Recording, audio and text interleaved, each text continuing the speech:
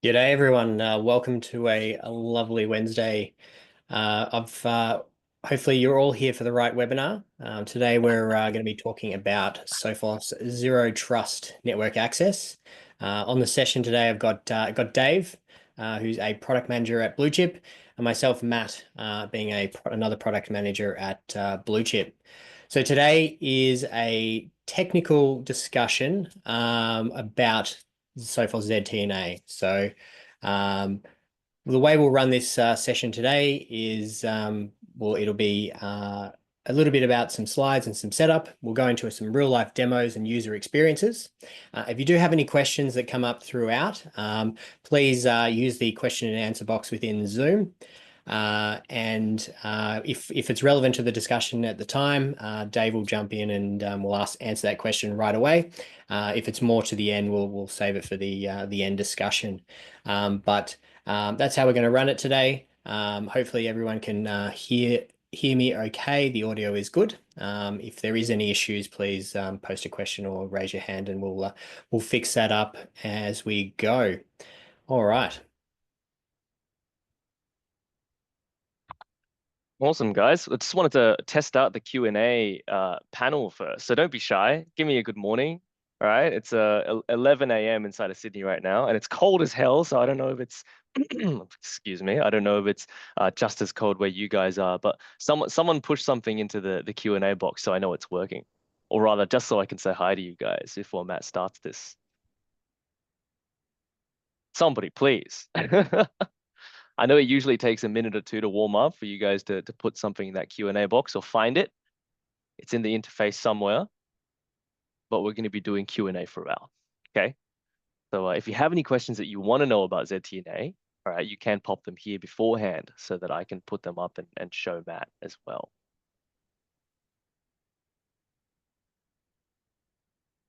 Oh, There we here we go. go. Good morning from Sydney. AGN. We're going to use initials for privacy because we respect your privacy. But thank you, man. Thank you for being the first. All right. And anyone else is welcome to use that Q&A box as well. So thank you, GN. Back to you, Matt. Now we know it's working.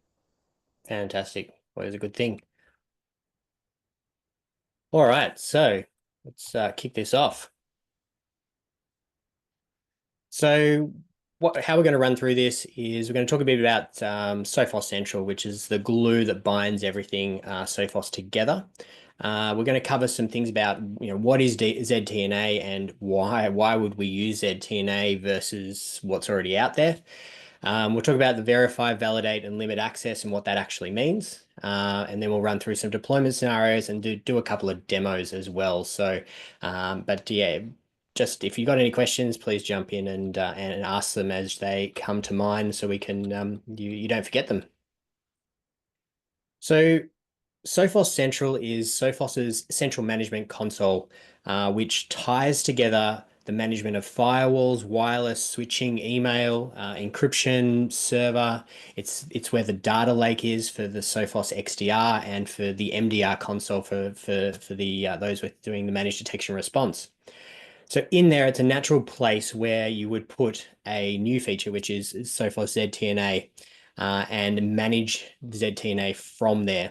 For those that are maybe not so familiar with Sophos Central, this is what the customer dashboard looks like. But the way that it's structured, there is also a partner management dashboard. So it's a multi-tenanted platform that you can take customers that you as a partner manage, and then basically with one login, log in and access those customers and aggregate alerts and templates and those sorts of things right back up to the one position or one login and one location. So what is ZTNA? So here's a pretty typical, I guess, diagram of a corporate network. Traditional. So you've got an office which has got a data center, which could be a fancy data center. It could be a server on some carpet in a dusty back room. Users would VPN into that data center. The users would also access things on the cloud. They might be in the office, they might be outside the office, but it's very much that perimeter physical security kind of thing where we've putting everything in one location. We've got a firewall, and then if we're in the office, we can access it. If we're outside the office, we use a VPN to access that information. So obviously the limitations with that is a lot of VPN is just you get access or you don't. There's also no concept of health status. So are we checking whether the device that's connecting in is got a green health status? Is it has it been has it access the network in the past? And also, there's now that we're in not just a sort of a centralized world, we're in a very decentralized world. We've got cloud access, users are at home, people might have multiple data centers they need to get access to. So, VPN and traditionally what a lot of people will be using would be SSL VPN is a very much point to point. But ZTNA can actually be a point to multi-point deployment scenario. So it opens up the deployment scenarios. So it's basically, everything about ZTNA is in the name. It's about zero trust. And this is where that, verifying things, validating things, and limiting the access. So first of all, with ZTNA, it's application and user centric. So when a user logs in, they are authenticating with the normal credentials that they would normally use to say log into Microsoft or into Okta or into AD. So they're using the common credentials. You're not using a different set of credentials. You're using the common MFA functions that you've set up. So if you're using Microsoft, you might have some conditional access information that you've set up, and you want to turn on different MFA strategies or use passkeys or all those sorts of things. So it's using all that. So you're able to control those users from one central location. There, it creates a validating the device. So what we're doing is we're checking that the device, if you're using, we'll look at some deployment modes, but the device has to have the ZTNA agent on if you're using the agent mode, or if you're looking at the agentless, you've got to make sure you're logged in. And then the access controls. So we can control access down to particular applications, particular ports. So you're not just opening up a whole network to all wide. So you're basically having users just being able to connect to any resource. You can actually granularly control that by users, groups, applications. So the other thing is it's super easy just to add users and move things around. So adding another application, adding a user, it makes things, it's a lot cleaner than doing that with, say, a firewall and SSL VPN. With a firewall and SSL VPN, you've got to create a firewall rule. You've got to make sure that user or user group is there so you can add them into that firewall rule. Then you've got to make sure you're managing the order of those firewall rules to control access to that resource. And you got to make sure that, okay, is that rule applying now, or is there another rule above that granting different access or denying access or overriding something? So that approach creates a lot of complexity. ZTNA is there to simplify that. And for guest access, particularly guest access to web resources, you can actually set up there is a portal people can see, and they can simply click on an icon. So you can sort of say, okay, we'll give a contractor access, and then they can log in and access the resource they want without too much complexity. So there's a lot of uses for ZTNA, but these are some of the ones that we put together today. So obviously identifying access, identity verification before logging in is a big one. So using not just a username and password and some one-time password, but using the Microsoft Enter ID to authenticate a user. So becoming and controlling everything from one central place. Looking at device health. It's accessing apps from anywhere in the world. So you're using ZTNA to connect to multiple points, having policies there, and of course, using it as an alternative VPN, using it as a multi-point VPN. So you'll see as we go through the deployment that you can deploy ZTNA gateways in different locations to get access to different resources. Then you've also got things like passwordless pass-through, say using Windows Hello. So users are logging into their machine, then they can use in a passwordless way access to file shares and resources in across different places.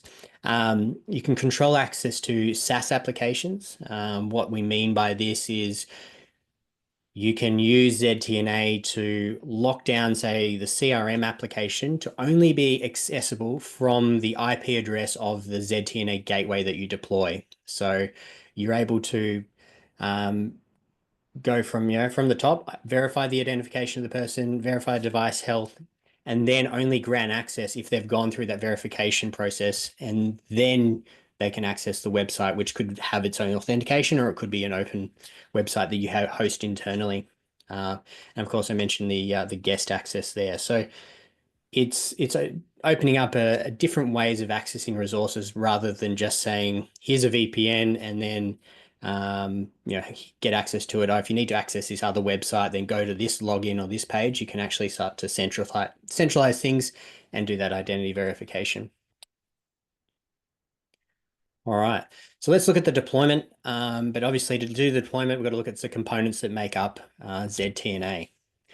So there are sort of four main components. ZTNA, you could say there's a fifth being the identity provider. So you got Sophos Central, which is the management management console. You've got a ZTNA gateway. So this can be something running on VMware or Hyper-V, but it's also access for, there's also a ZTNA gateway on the firewall. There's clients at the moment for Windows, Mac, and there's a web user portal. And then we've also got the authentication, the identity there. So what is coming down the line is there is plans to do some the gateway platforms on Azure, Nutanix, Google Cloud. We're talking to in a recent trip, we're talking to some of Sophos high ups, and there's some way they're going to do iOS and Android for a ZTNA agent client. So there is some and some additional IDPs are coming in as well. All right. This will make sense in a moment, but there's some points of presence around the world where Sophos hosts cloud gateways, and you can use those. So there's, for us, obviously the one that's super relevant is the one in Sydney, but there is also gateways around the world as well. I've got a question in the inbox, and it'll be answered as we go through. So it just depends on how you deploy how you deploy it. So let's look at, first of all, Sophos ZTNA using I guess an on-premise or a your cloud gateway. What this is you deploy a virtual machine. So they're those blue cog icons in one or more locations. So you might have one in the office, you might have one in a data center, in another location. And then using the ZTNA client, they are then accessing those resources. So but this is particularly looking at the agent based deployment. When you've got a ZTNA client installed on the device. So when that user accesses that, wants to access that resource, there's some interception of DNS. We'll run into how DNS is important. DNS is intercepted on the client. That is redirected to the appropriate gateway, and then that gateway accesses the resource that you want. That's one type of deployment. And to do that, the gateway needs to have a public IP address. So it's accessible from the outside. The other way of deploying a gateway is using Sophos Cloud. So this is where it routes kind of through Sophos Cloud. So This is where you can use ZTNA, where you can deploy gateways that don't have public IP addresses. So the gateway connects back to Sophos Cloud. Sophos Cloud acts as that gateway through to the resources. So it's kind of a Sophos Cloud plus the blue cog square icon, kind of as one. They operate as one. So things route through that POP. So those Sydney, Mumbai, US locations, Frankfurt locations, that's where this sort of point of presence kind of concept comes into it. And of course, you don't have to always deploy the ESX gateway. You can also deploy a Sophos firewall as well. So in terms of ZTNA licensing, everything is licensed on a per user basis. So you buy X number of users, and you can then you can deploy as many gateways as you want. The only other component that you sort of have to think about is if you are using Sophos's cloud, so if you're using the Sophos firewalls, using that Sophos cloud hybrid model where the device is not, where the gateway is not publicly accessible, there is like a 15 gig per user data allocation, but it's a cumulative total. So if you've got 10 users, you get 150 gig for that. And you can actually see what that data traffic is like. So how do you decide which method to use versus one versus the other? So Sophos Cloud is the easiest to get started. So you've already got a Sophos firewall, you've already got Sophos Central, and basically you just add that gateway in there, and you'll see that in the demo that we show now or later. It's super simple to be deployed. Yeah, it's just very easy. But it does have that data transfer. Everything's going through Sophos through that point of presence. So you still, you don't have that's where it's going. It's not like an on-premise your cloud deployment where you've got everything's going through a local POP, which is the other option where you're not limited by the bandwidth, and you can deploy the gateways as close to the applications as needed. So you can reduce the latency for those applications. So spinning up, you've got a data center in Sydney, you can spin up the gateway in Sydney. You've also got a data center in WA. With some resources, you can spin up a gateway there and access those gateways and set them up in a way that you're not routing traffic via Sydney to WA or Perth and then coming back.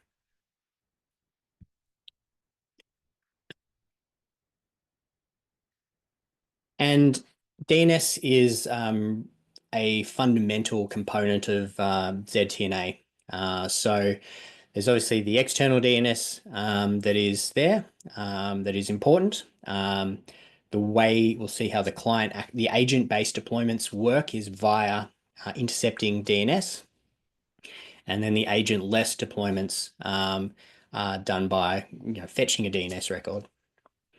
So and also then internal DNS plays a role. So once a user connects with either agent-based or agent-less based access, that gateway and the DNS configured on that gateway it's going to resolve that address internally to get access to that resource. So it's they're both fundamentally important, and always, if you've everyone that's been in IT, you think it's not DNS problem, it's not working, something's not going on, it always ends up being some DNS resolution, although I see more and more these days some layer 2 or some other issues in addition to DNS. All right, so let's look at the agent-based deployments. So when an agent is running on a machine, it's basically creating a tunnel back to the Sophos gateway. So you've got the agent as a client, you've got the tunnel back to the gateway, and then it's used to basically transport, let's call it thick applications. So that use TCP, UDP, ICMP, and also obviously HTTP and things like that are accessed through that. And this method doesn't expose the resources through public DNS. So with the agent-based deployment, as you can see in the purple box there, DNS is intercepted. So I can create whatever name I want, you know, super secret server that dot no one can see.com. And I can put that into when a user accesses that application, that DNS address is intercepted, routed across the gateway, and then at the resources being accessed. So that's the way to kind of think about it. Um, then and of course, if you're using an agent, you can actually check the device posture, so the health check of the device itself. So let's look at the DNS a bit more closely. So the agent resolves the FQDN that's there if it needs to on the public DNS, but you don't have to. It's going to try and resolve that DNS, but it will then route through the gateway, and then the internal DNS will resolve that resource. So how do we access how do we deploy the agent? So if you're already running Sophos, it's super easy that you can just click on a user or a device and assign the software to that device. So you're basically ticking a box and then the client is installed. So if you've already got Sophos endpoint, it just adds as an extra, like encryption. If you don't have Sophos installed, or you're giving access to maybe a contractor or someone external, you can deploy Sophos to that machine. You could deploy the Sophos core agent plus the ZTNA to that machine, but probably I don't think you can have sort of a hybrid deployment. So if that client runs Sophos themselves and then you install ZTNA, you're going to kind of have this clash. So it's kind of like one Sophos installation connected to a tenancy at a time.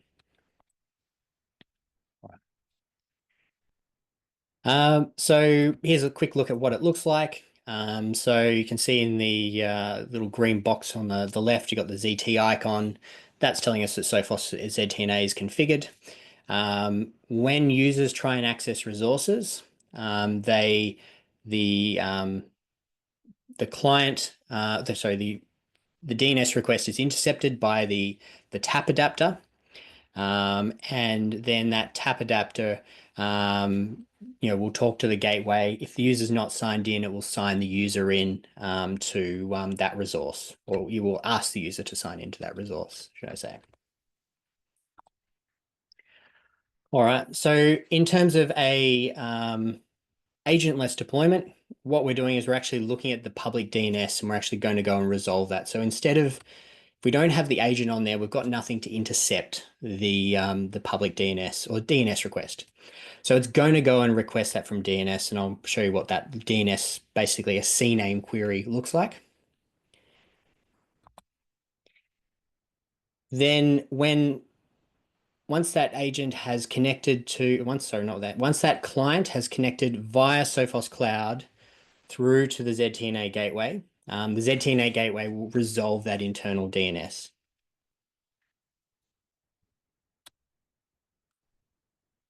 All right. So what does that DNS look like? So when we're setting up Sophos ZTNA, every gateway that we set up, whether it's Sophos Firewall or an on-premise virtual machine, is going to have a DNS record.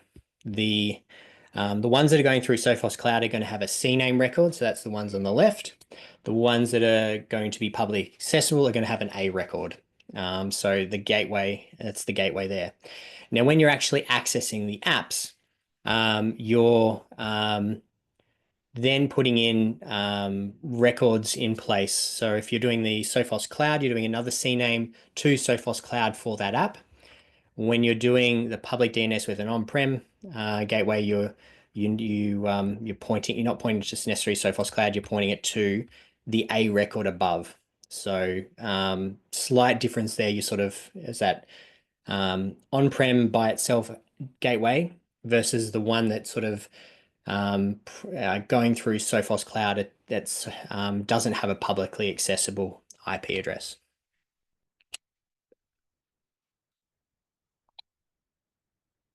And what does this agentless experience look like? Um, Here on the left is just the little app list that you get, and I'll show you the live thing. And when you click that link, you get access to whatever resources you need to over that web page. All right. So let's look at the setup. These are the components in the setup, and then we're going to go run through the what that looks like in Sophos Central. So first of all, from not even on this screen, is just starting a trial or getting the licenses for ZTNA and getting that activated. Then after that, the first step is you want to add your domain, and then you want to either generate certificates using Let's Encrypt, or you want to import your certificates if you're using your own self-signed or your own signed certificates. You want to sync the users and groups so you can grant them access to resources. You want to set up your identity provider. So this can either be Entra ID, Active Directory, or Okta at the moment. You want to then start setting up your gateways, whether you're doing the on-prem publicly accessible version or you're doing the kind of through Sophos Cloud version. Configure your policies for agent-based and agentless. Configure DNS as you making sure that's set up. And then you're going to add your resources, which has some DNS configs associated to it, and installing the agents. So let's jump into configuring it. Just before we do that, here is the live scenario we're looking at now for what we're configuring, what we will see in Sophos Central as setup. What we've got access to is we've got the Let's Encrypt, which needed the challenge in place. We've got the ZTNA gateway, which is the second one down in the list. And then we've got access to some resources. So we've created a web server, got a Wi-Fi console, which I spun up, and got access to the actual firewall console of the gateway that's running Sophos ZTNA, which is kind of a unique method for a unique thing you can access. All right, so let us see if this has logged out or we're good. All right, fantastic. So first of all, you can access ZTNA by the My Products menu and ZTNA, and then we're in here. If you are using a Sophos firewall, you do have to make sure that firewall is connected to Sophos Central, the account that you're wanting to do ZTNA from. But that's pretty standard. I think most people know how to do that one. So the first setting that we set up was the, so I just need to go back a screen, so we'll run through these. Is the domain. So under ZTNA settings, we've got domains and certificates. Here we've set up a domain for today called Blue Blanket. I pasted the Acme challenge, which you saw before, and the value for that text record. And then I've gone to validate it. It's worked. Then I've gone ahead and clicked generate Let's Encrypt certificates. These certificates will auto renew using the Acme challenge that already exists. Yeah, you don't really have to worry about it once it's all set up. All right. Then the next step after that is we've gone ahead and synced our users. So let's go have a look at our users. So we've got a user here, and we've got the PC of the that we've spun up for the testing. So we've got the user Matt, and then in groups, I've got created a group called ZTNA demo that where the user is a part of. So once we've set up our identity provider, next we're going to set up our gateways. When setting up a gateway, we'll have a look at what we can do. You can choose between a cloud or on-prem. So cloud is Sophos kind of the public access point or the point of presence. With on-premise, you're doing more of a publicly accessible version, or you can do a publicly accessible version that's there. Then you're going through and choosing your domain. You're giving your gateway its host name. So in this particular case, we did firewall demo-firewall.blueblanket.com.au. We're choosing the platform that we're doing it on, and then we're choosing the identity provider there.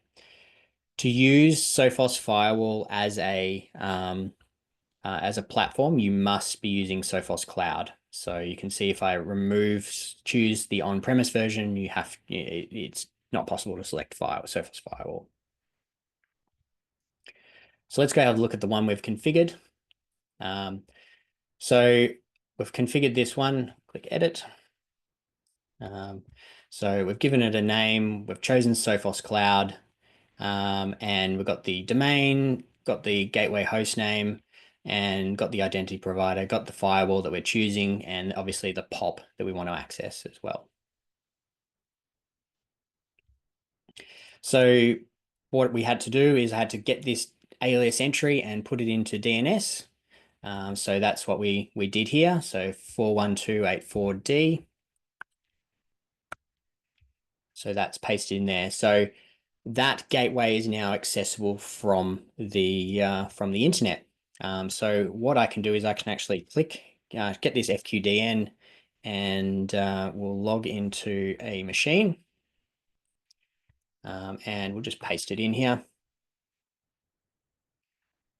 Now, because it's the first time I'm accessing that, it's asked me to log in through my IDP, which is I've set up for Okta for quick demo purposes in a dev account, but you could be using Entra or on-prem Active Directory.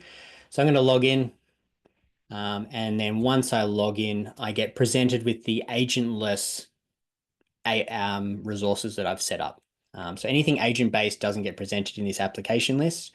It's only agentless stuff. So that's showing me that if this particular gateway is up and running and I've got DNS configured correctly.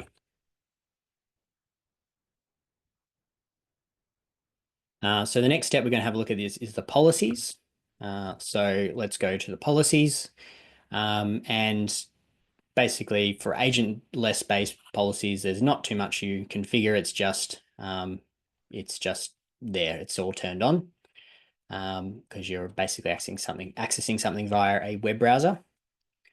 For agent-based, you can have making sure allowing access is checked first if they've got Sophos running on their machine. If it's in green health or green or yellow, when do you allow it and when do you deny it? So that's the policies there. And then we're going to go ahead and configure the resources. So what we've done, I've gone ahead and configured a few resources here. So let's go have a look at this Wi-Fi console. So when I've gone ahead and created a resource, I've chosen a name, chosen the gateway that I want to use. So if I've got multiple gateways, I can choose that closer gateway for latency reasons. Obviously, if it's going through Sophos Cloud, it still has to route through Sophos Cloud to get there. I've chosen whether I'm going to access the Sophos Firewall admin page or the web app. What's the external address? Because I'm going through Sophos Central's deployment, it needs to be a public, and I'm using agentless. It needs to be publicly accessible and resolve that CNAME. And then what internally I'm going to get access to. So this can be an IP or a FQDN. Because this is a dev environment, I've just spun up some servers and we're just accessing the via IP, and then choosing the groups that you want to give access to, that resource. And then I've gone ahead and created multiple of those. So we've got a web server, agentless, we've got a Wi-Fi agentless, and we've got also the firewall. So I've configured, I can access the management interface of the firewall that is acting as the gateway from Sophos, from ZTNA. So just to show you that DNS again, so for those 3 agentless configurations, I have got those 3 DNS CNAME entries pointing back to Sophos Cloud. I'm not pointing to the actual gateway WAN address. All right. So that is there. And then I've gone ahead and deployed the agent. Sorry, before we go that, let's look at the agent-based deployments.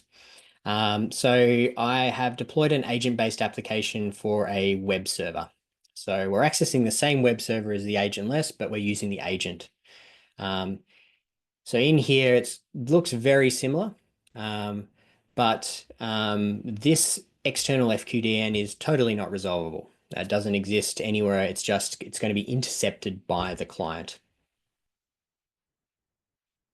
And yeah, so that's all configured. I should have shown as well. You can choose different pre-configured kind of apps, SSH, RDP, so it's all ready to go, or you can actually just use TCP, choose other, and just do whatever TCP port you feel like, or UDP.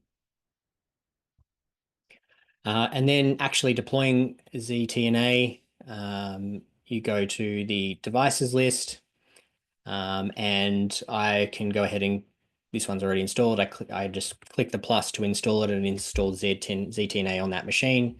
You can also click here and go manage software and install or uninstall as well. So once you've got that Sophos agent on the machine, it's very accessible.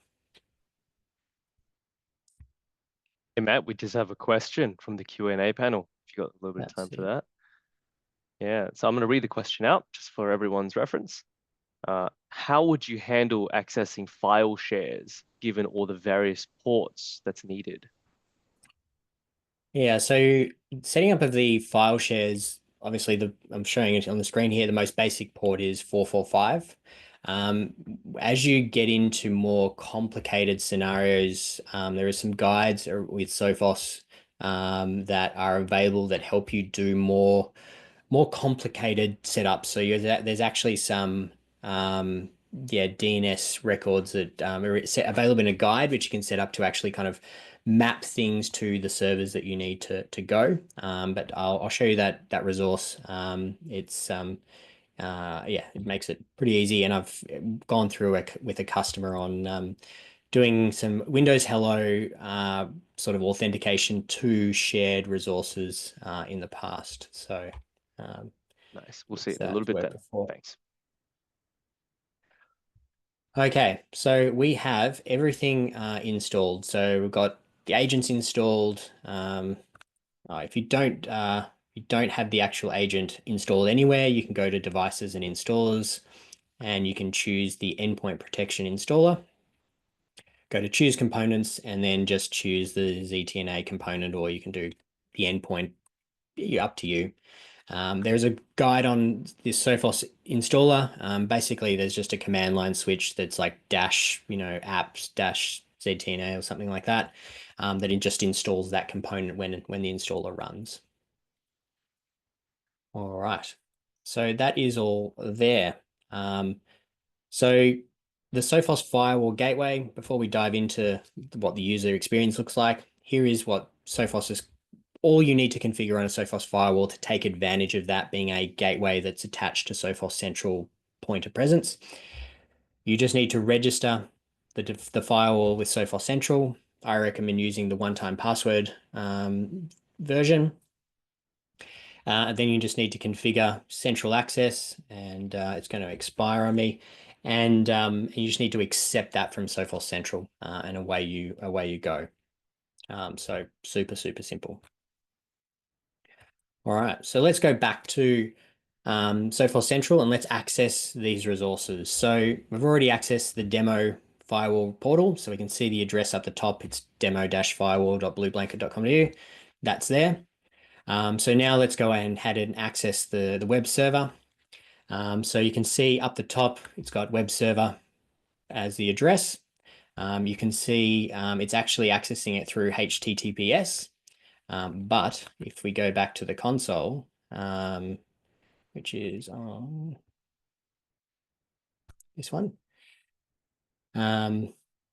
what we configured is actually access to agentless web application. We're actually accessing a HTTP app. So that kind of shows you what it's doing and how it's working.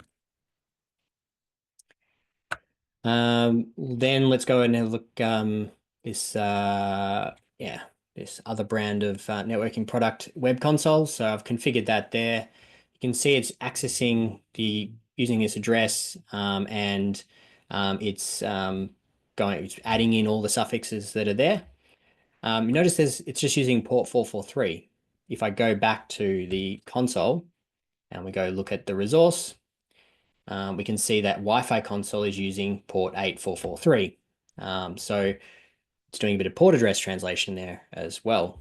Again. So that is that one. So let's go have a look at the web server ZTNA. That one is yeah, accessible, and we no, that was the first one we looked at. All good. Web server Wi-Fi, yeah, all good. So now let's get into the agent-based side of things. So we've got Sophos deployed. At the moment, the user is not logged in. So here, usually below this zero trust network access is the logged in user. So that is there. So we're going to go ahead and access this. Well, let's do something pretty crazy. I'm going to go and access an SSH resource through using ZTNA agent through Sophos back to the resource. So let's go and load this up. So as soon as I've clicked that I want to connect, it's asked me to ZTNA has popped up and asking me to log in. So I'm just going to log in. It's here. So I should put that in there. In this particular example, I have turned off any MFA just to make it simple for us to do this demo, but you could have biometrics and all that sort of stuff. So down the bottom right corner, you can see that that user is authenticated. And I'm going to go ahead and do a restart that session again. And I'm going to open it up, and bang, we're getting access to that SSH resource and logging in. So if we go ahead and access something different, so now I go and access this web server via the agent. We can see we're accessing it via a different address, and notice that we're using the HTTP protocol there. So that note, we're using the agent. It's sort of routing through a tunnel between the agent and Sophos Central and the gateway to access that resource. So, you know, the agent deployments are highly flexible when you have basically, you know, protocol agnostic connections to different resources. So super easy to access resources, and we can continue to add more resources as we go on. Just check we've got all. The other resource we want to access is the Sophos firewall. So here is the ZTNA firewall that we want to access. And we're logging into the firewall called VM demo. The serial number here is matching what we had, and I can go to Sophos Central and show you the config of that firewall. So this is the exact same image that was displayed on the other page that we were looking at earlier. So TC45, that was accessing it locally. And then through ZTNA, we're using the FQDN firewall .blueblanket.com.au address that's there. Not limited to HTTPS. If we have a agent-based deployment, we can also connect to the SSH port.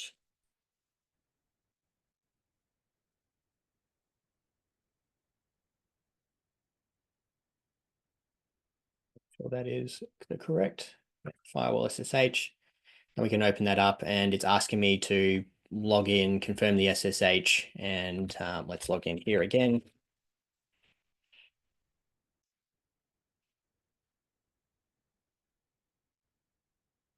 And then I'm logged into that firewall from the other side. While we're waiting for that, Matt, we just got a question from RN inside the chat. If a No, right. client needs access to more than one on-site device, Smart AP, is it possible to have multiple devices in a portal so they can choose which one to log on to? Sure, good question. So if it is talking about RDP and using the RDP, the RDP protocol, then any agent-based resource, you're not going to have this particular ZTNA portal. So yes, you can get access to an RDP resource. You notice that in this screen, for the sake of an example, there's no SSH there. So what that any agent-based resources, you should use another portal to guide users on what resources they can access. So you might create your own dashboard for that sort of purpose. But yes, you can give them access to multiple devices. You would just create different resources. So, for example, this firewall SSH, if I have, well, you can, yeah, this is actually accessing the another SSH server, basically both using SSH, but two different locations that are there. Thanks. All right. So yeah, the agent-based deployment is the most flexible.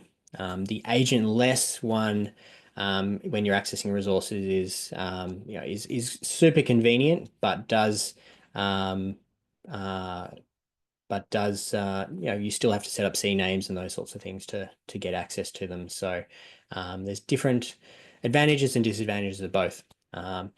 In a corporate kind of, in an office environment, when you're giving a user a machine, they're going away to another location, they've got Sophos running on that machine, you can set it up so that any company resources that needs to access will always be routed through ZTNA.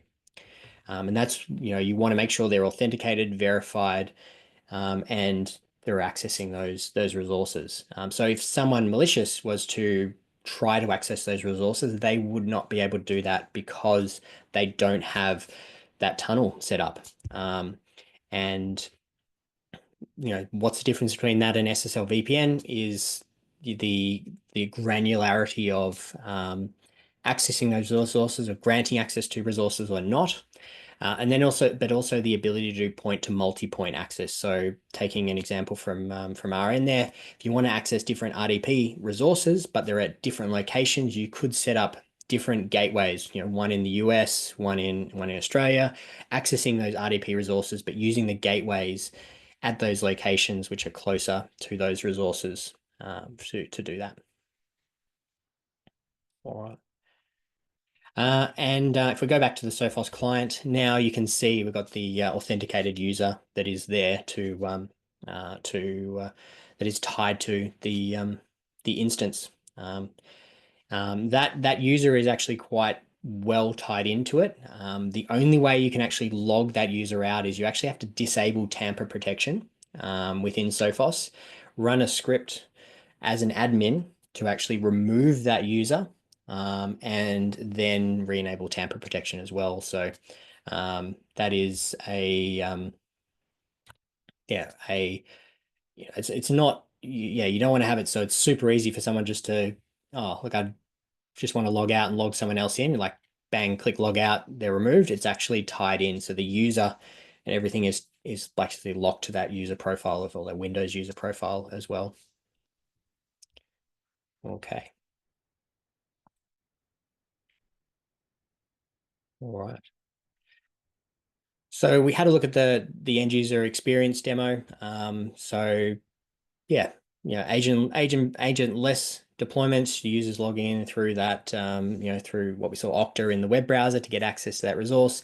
The agent-based resources, the client, the ZTNA client or agent on the machine is doing that authentication or intercepting that DNS record for you, and logging that user in. So here's that point in the webinar today where people have gone, I've seen what I like what I'm seeing, still a little bit, still don't quite know how it all fits together. Where can I get more information? So if you take take a picture of this, I've created some QR codes for where to get the Sophos documentation from the setup guide, and I'll actually show you that. And then, but other things you can do are start a ZTNA trial. So you can go in there and just start a trial, add your identity server, add your gateway, set up your certificates, set up your resources, and just start playing around.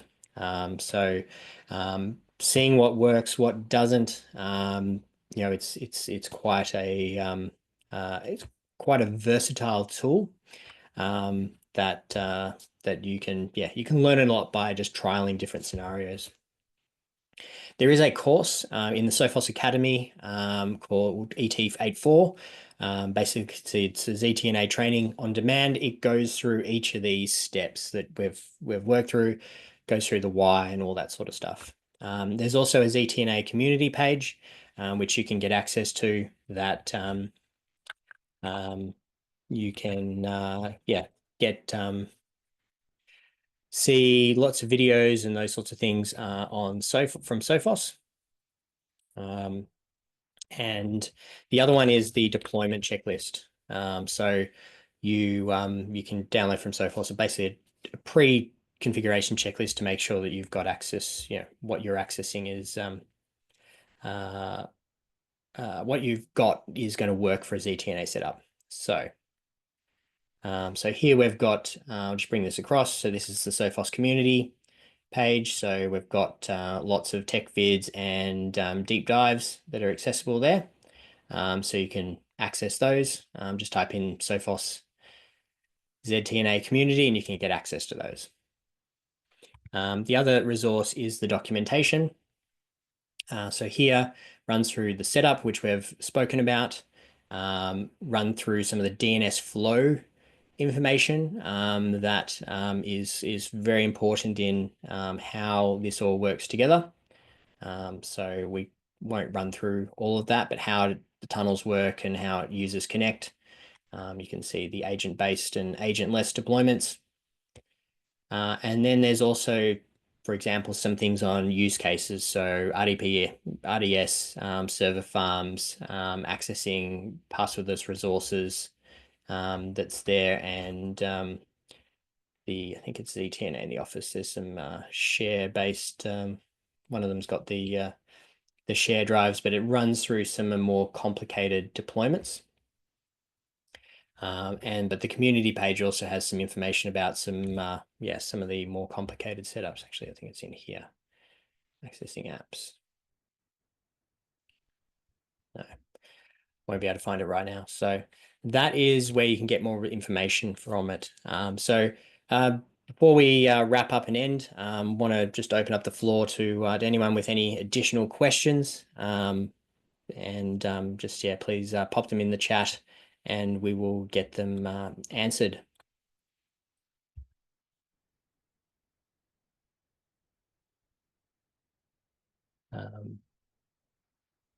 So while we're just waiting for some questions to come in, if you are a Sophos partner, which I think most of you are, you can get access to Sophos ZTNA licenses for internal use. They come under the NFR program. So just talk to myself, Dave, or someone at Sophos, or one of your Bluechip account managers to turn those on or get those ordered. Or if you wanted to, you can talk straight to Sophos Partner Care at support.sophos.com and they can turn them on in your account. So that is where you can kind of trial it, but you can also use it internally. And I think the actually using it is going to be the most worthwhile experience. Eating your own dog food sort of thing is a great way to learn and to use everything. Do any partners inside of our current webinar right now use ZTNA, or are they do they have clients who are requesting it or looking for something that's not just a traditional VPN? Feel free to sound out in the chat. And if you have any questions, we're more than welcome to, of course, pop in and help with that type of opportunity. Okay. But yeah, NFRs are free, guys. I highly recommend trialing it, trying it out, installing it for internal use, like you said, like Matt said just then. And yeah, can't Yeah. wait to help you guys out. Absolutely. So, look, hopefully you're all excited to kind of hear some of the new features here, in Sophos' security access portfolio, the Sophos ZTNA on the Sophos firewall, which is a pretty unique thing. Sophos, if you look at, they've just released version 21.5 of the Sophos firewall, which has Enter ID for SSL VPN. If you want to use kind of Enter ID authentication, but in your traditional way, so you can sort of do a little step rather than going all in. And the other thing they've introduced in the firewall is actually network detection and response essentials. So they're actually looking at encrypted packets without decrypting them, looking at the entropy of those packets and determining what type of traffic they are. It's pretty, yeah, when you see how they do it and how they determine what different encrypted packets look different, which is crazy. So lots of things happening in the secure access space and firewall space. Thanks everyone. Thanks Dave for hosting and looking after the question box. Um, and hopefully we'll see you on a future webinar. Thanks everyone. Awesome. Thanks, everyone.